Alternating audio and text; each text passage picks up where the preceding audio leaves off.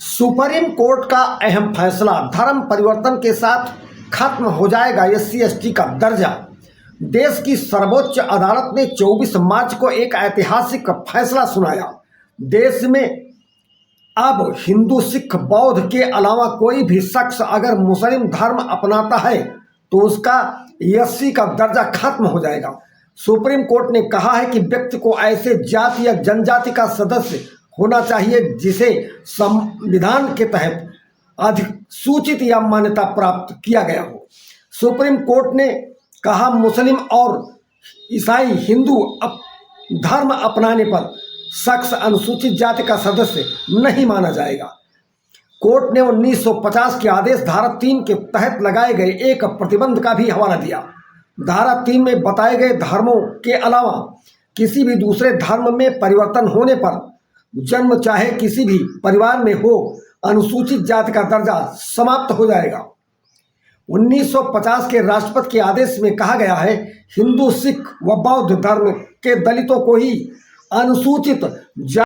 Samajwadi party के मुखिया अखिलेश यादव ने गोरखपुर में हुई राजकुमार चौहान की हत्या को लेकर भारतीय जनता पार्टी की कानून व्यवस्था पर जमकर हमला बोला। उन्होंने इसे लॉ एंड ऑर्डर का एनकाउंटर बताया और मुख्यमंत्री योगी आदित्यनाथ पर जमकर निशाना साधा। अखिलेश यादव ने वाराणसी में हुई छात्र की हत्या पर भी चर्चा की और सरकार को घेरा।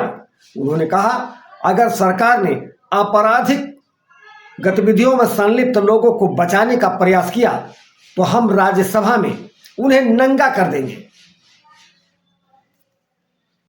ईरान ने स्पष्ट रूप से कह दिया है कि हार्मुज जलडमरू मध्य से सिर्फ गैर दुश्मन जहाज़ों को गुजरने की अनुमति होगी।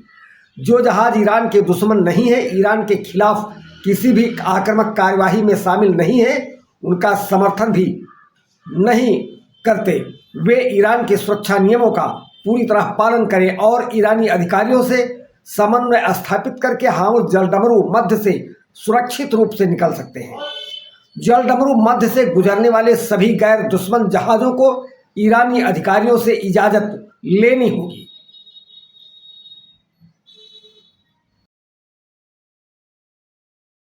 समाजवादी पार्टी के मुखिया अखिलेश यादव ने गोरखपुर में हुई राजकुमार चौहान की हत्या को लेकर भारतीय जनता पार्टी की कानून व्यवस्था पर जमकर हमला बोला। उन्होंने इसे लॉ एंड ऑर्डर का एनकाउंटर बताया और मुख्यमंत्री योगी आदित्यनाथ पर जमकर निशाना साधा। अखिलेश यादव ने वाराणसी में हुई छात्र की हत्या पर भी चर्चा की और सरकार को घेरा। उन्होंने कहा, अगर सरकार ने आपराधिक गतिविधियों में संलिप्त लोगों को बचाने का प्रयास किया तो हम राज्यसभा में उन्हें नंगा कर देंगे। युद्ध के साए में भारत सरकार की आज सर्वदलीय बैठक। पश्चिम एशिया में युद्ध से उत्पन्न संकट का एकजुट होकर सामना करने पर सहमति बनाने के लिए आज केंद्र की सरकार ने सर्वदलीय बैठक बुलाई है। प्रधानमंत्री मोदी ने राज्यसभा में इस संकट से निपटने के लिए एकजुट प्रयास की अपील की है। बैठक में युद्ध से उत्पन्न संकट के विभिन्न आयामों और उससे निपटने के उपायों पर चर्चा होगी। सरकार की ओर से विपक्ष से भी सुझावों को शामिल कर रूपरेखा बनाने की कोशिश की जाने की उम्मीद है।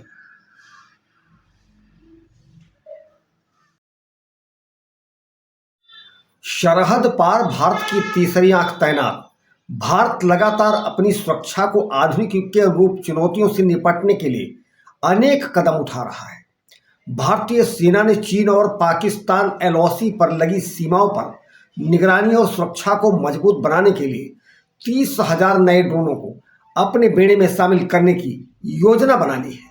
यह ड्रोन 35 किलोमीटर के दायरे में दुश्मन की गतिविधियों को ट्रैक करने में पूर्णतः सक्षम है।